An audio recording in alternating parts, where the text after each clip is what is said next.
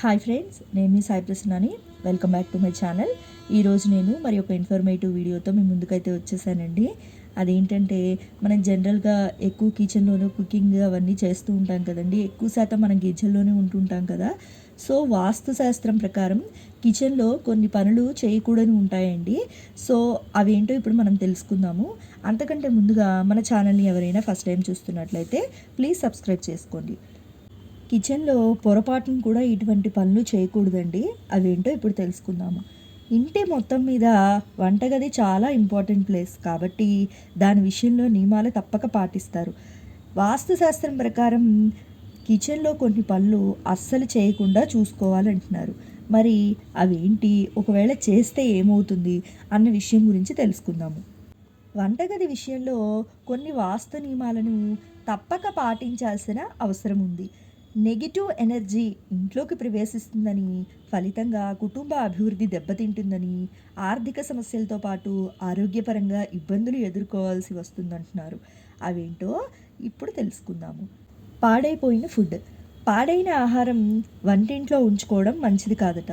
దానివల్ల ఇంట్లోకి negative energy చేరి వివిధ సమస్యలను సృష్టించే ఛాన్స్ ఉంటుందట. అలాగే పనికిరాని పదార్థాలు, వస్తువులు ఇంట్లో ఉంచుకోకూడదు. వీటి కారణంగా ఆ ఇంట్లో ఆర్థిక సంక్షోభం తలెత్తే అవకాశం ఉండవచ్చని వాస్తుశాస్త్ర నిపుణులు చెప్తున్నారు.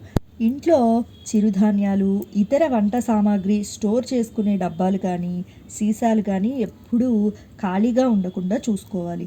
ఎందుకంటే ఖాళీ డబ్బాలు ఇంట్లో ఉంటే ఏవీ లేదని అర్థం అని సూచిస్తున్నారు. ఒకవేళ వాటిని ఈశాన్యం, తూర్పు లేదా ఉత్తర దిశల్లో నిల్వ చేసుకోవడం మంచిదట. అలాగే వంటగదిలో పని చేయని ఎలక్ట్రానిక్ కిచెన్ సామాగ్రి ఉండకుండా జాగ్రత్త పడాలంటున్నారు. వాడని వంటగది సామాగ్రి వల్ల ఇంట్లోకి సంపద రాదట.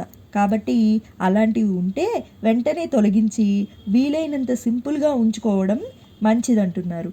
అలాగే కిచెన్లో ఉపయోగించే కత్తులు, కత్తెరలు, ఇతర పదునైన వస్తువుల వినియోగం విషయంలో జాగ్రత్తగా ఉండాలంటున్నారు. ముఖ్యంగా వాటికే కేటాయించిన ప్లేస్లలో వాటిని భద్రపరుచుకోవాలట. ఎందుకంటే అవి సరైన ప్లేస్లో లేకపోతే ఆ ఇంట్లో ఆర్థిక అస్థిరత ఏర్పడచ్చు అంటున్నారు. అలాగే విరిగిన, పగిలిన పాత్రలు.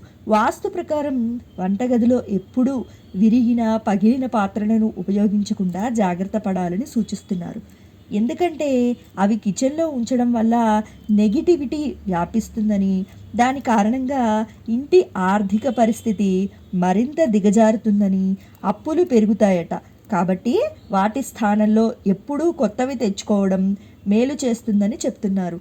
అదేవిధంగా వంటగదిలో మందులను ఉంచకూడదంటున్నారు. ఎందుకంటే ఇవి కిచెన్లో ఉంచడం వల్ల వ్యాధి తీవ్రత పెరిగే ఛాన్స్ ఉంటుందట.